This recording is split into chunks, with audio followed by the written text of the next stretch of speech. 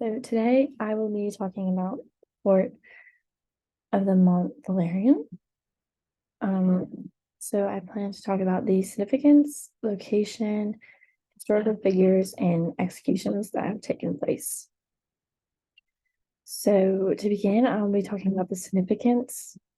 Fort Mont-Valérien, also known as Mont-Valérien Fortress, is a significant historical site located in the western suburbs of Paris, France.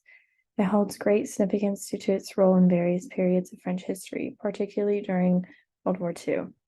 During the German occupation of France in World War II, Mont-Valérien served as an execution site for members of the French resistance and other political prisoners.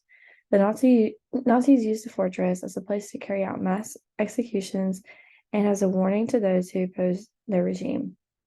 Over 1,000 people were executed at Mont-Valérien between 1940 and 1944. Today, the fort stands as a memorial and reminder of the sacrifices made by those who fought against Nazi occupation. It is a symbol of resistance and an important place for commemoration and remembrance. The site includes a memorial cemetery and a museum dedicated to the history of the fort and the French resistance. Fort Mont-Valérien is considered a significant historical landmark and a testament to the bravery and sacrifice of those who fought for freedom during World War II. It serves as a place of reflection and education, honoring the memory of the individuals who gave their lives to fight against oppression. The location of Fort Mont-Valérien is in the western suburbs of Paris, France. It is situated on the western side of the city, just across the Seine River. The fort is situated on Mont-Valérien Hill, which offers panoramic views of Paris and the surrounding areas. Its strategic location overlooks the city, which makes it an ideal site for a fortress, and later, during World War II, as an execution site for the Nazis.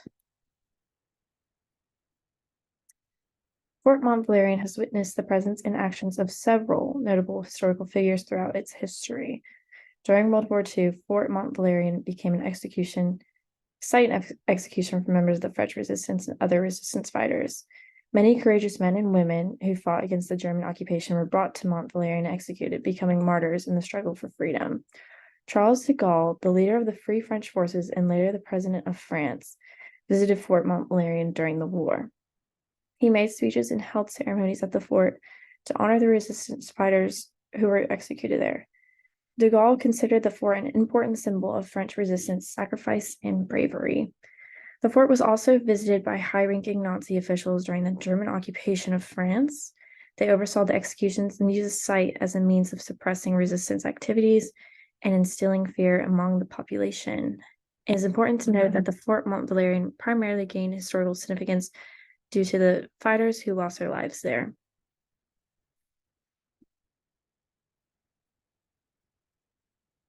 During World War II, the fort became a place of execution for members of the French resistance and other prisoners of war. Under the German occupation, the Mont-Valérien fort was used by the Nazis as a prison and execution site. Many French resistance fighters and political prisoners were held captive there, including those who had been arrested for their involvement in acts of resistance against German occupation. The prisoners were often interrogated and tortured before being executed by firing squad. Among the notable figures tied to Mont-Valérien during World War II was Jean Moulin, a prominent member and leader of the French resistance, and 22 members of the network known as Combat Zone North. These individuals were executed by the Germans in 1943. The fort continued to be used as an execution site until the liberation of Paris in 1944. The executions followed a pre-established pattern. The prisoners were carried in army lorries into the grounds of the fort. At mass executions like those of October 1943, some were clocked in the disused chapel where they spent their final minutes. They etched messages on the walls as their last testimony. In all cases, when they arrived at the clearing, an officer served notice on them in German of the sentence handed down that convicted them, and later execution was carried out. The firing squad, which compromised up to 40 men, then shot them dead, sometimes in front of the comrades whose turn was next. Today, Mont-Valérien serves as a memorial to those who lost their lives during the war. It houses a museum and a crypt where the ashes of French resistance members and other victims of Nazi repression are entered. From the book,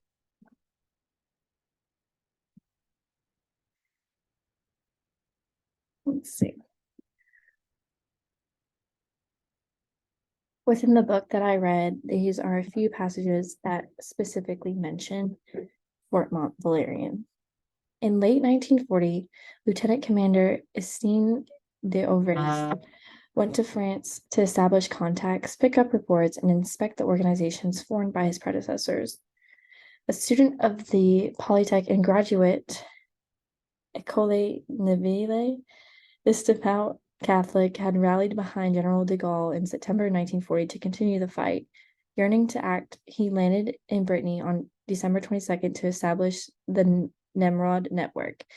He was immediately betrayed by his radio operator, Alfred Gazier, a petty officer in the Free French Naval Forces, and was arrested on the night of January 21st, 1941.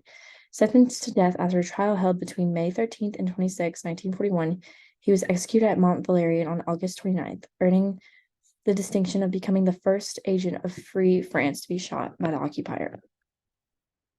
After being interrogated, resistance fighters were returned to their cells. If they were executed, they faced the firing squad at Mont-Valérien, at the fortress of Douchet in Lyon, or in the ditches of the citadel of Arras. If they were condemned to deportation, they went to a transit camp.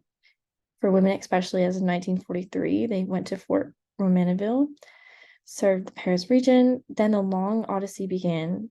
The journey by cattle car went on for several days, 48 hours in Christian Pinou's case, 72 hours for Claude Bourdon. Upon their arrival, resistance fighters, women, and other civilians, sometimes beaten, discovered the grim realities of the concentration camps, which in 40% of cases turned out to be their grave.